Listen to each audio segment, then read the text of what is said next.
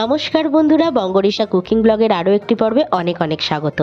আজকের কিন্তু শুরুতেই বুঝে গেলে পাবদা মাছ দিয়েই রান্না হবে। তো যেটা দিয়ে রান্না হবে সেটা তোমাদের আস্তে আস্তে বলছি। পাবদা কত করে গো চলছে এখন? 450। এত পাবদা নিয়ে আমি কি করবো? দুরা ইয়ে দাও, 6 পিস দাও। 500 হচ্ছে কি? 500 করো। 500 নেবো না আমি। শোনো না, একটা কাজ করো, এইটুকু আছে, শোনো এইটুকু আছে আর নেই, আদা ওটা হয়ে গেছে। এটুকু কত হচ্ছে? আবার অনেক হয়ে যাচ্ছে। 500 আর নেই, 500 হলেও কোথায়?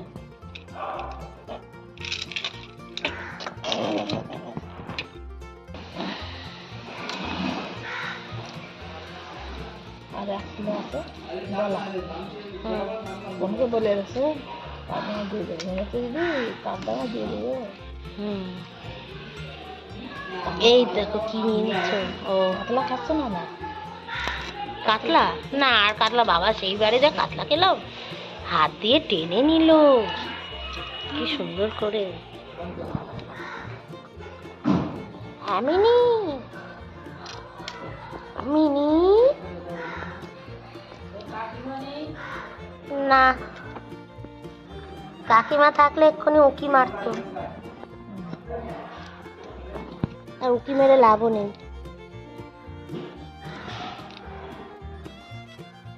লাভ হয়ে গেছে, তাই তো।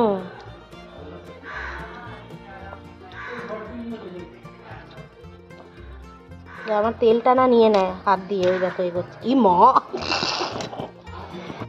আজকের পাবদা মাছটা কিন্তু একদম ভিন্ন স্বাদের হবে। ঘরে ছিল বেশ কিছু পেঁয়াজ কলি, তো আজকে ভাবলাম পেঁয়াজ কলি দিয়েই রান্নাটা করা যাক।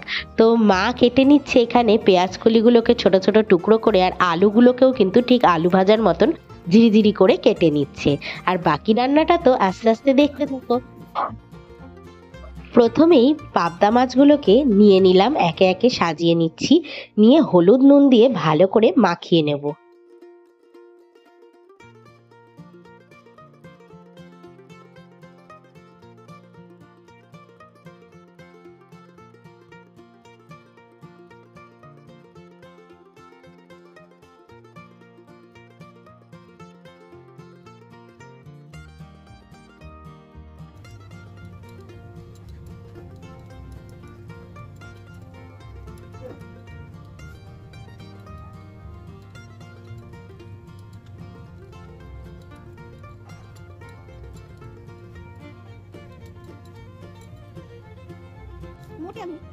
সর্ষের তেল গরম করে নিয়ে মাছগুলোকে কিন্তু ভালো করে কড়াভাবে ভেজে তুলে নেব।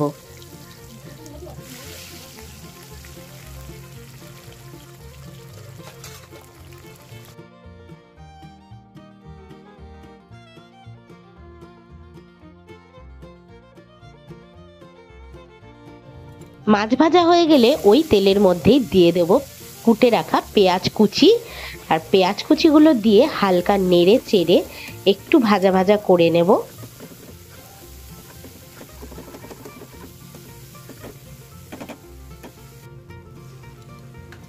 এরপর দিয়ে দিলাম টমেটো কুচি। এবার পেঁয়াজ আর টমেটোটাকে ভালো করে একটু ভেজে নেব। তারপর একটু ভাজা ভাজা হয়ে নরম হয়ে গেলেই দিয়ে দেব হলুদ গুঁড়ো, ধনে জিরে গুঁড়ো, নুন পরিমাণ মতন, সবই স্বাদ অনুসারে, আর সামান্য লঙ্কা গুঁড়ো দিয়ে ভালো করে একদম মাখা মাখা করে কষিয়ে নেব পেঁয়াজ টমেটোটাকে। তারপর দিয়ে দেব কেটে রাখা আলু ভাজার মতন আলু আর পেঁয়াজ কলি, তো দিয়ে ভালো করে একদম মশলার সাথে মাখিয়ে সুন্দর করে কষিয়ে নেব ভালো করে, যাতে আলু আর পেঁয়াজ কলিটা একদম নরম হয়ে যায়। আর একটু ঢাকা রেখে রেখে করলে আরও ভালো সফট হবে।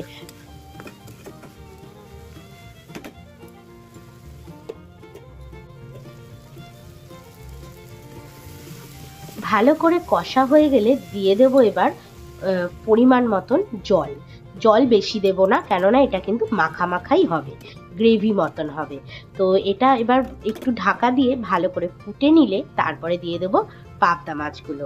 তো ভেজে রাখা পাবদা মাছটা দিয়ে দিলাম, দিয়ে এবার কিছুক্ষণ 3-4 মিনিট ফোটাবো। ফুটিয়ে একদম গা মাখা করে গাঢ় করে নামিয়ে নেব।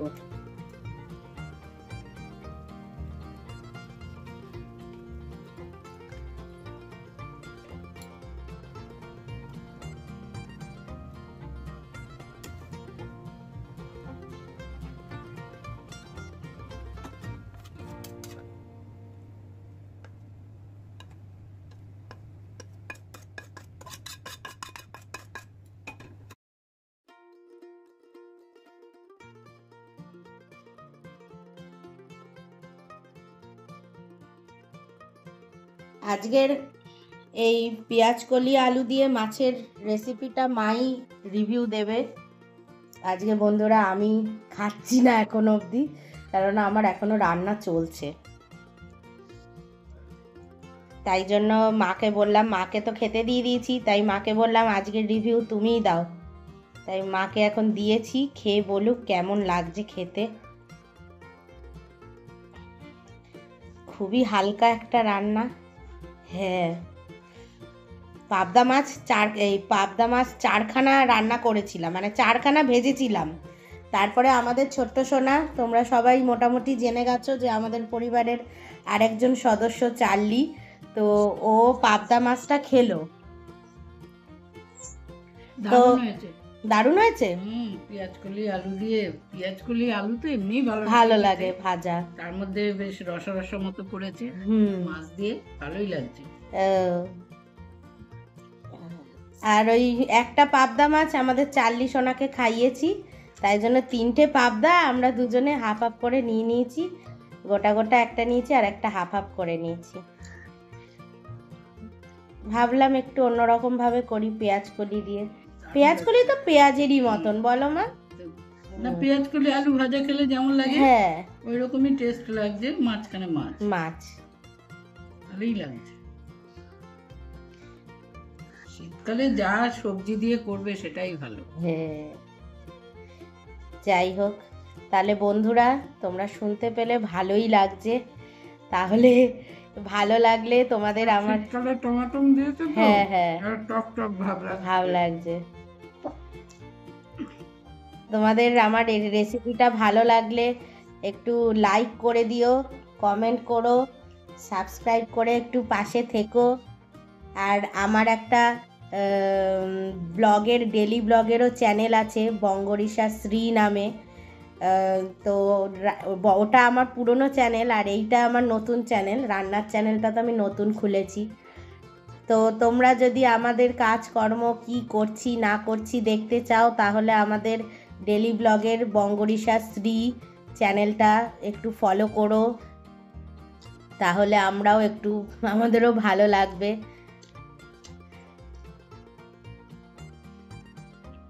ঠিক আছে বন্ধুরা, তাহলে আগামী পর্বে নতুন একটা রান্না নিয়ে চলে আসবো।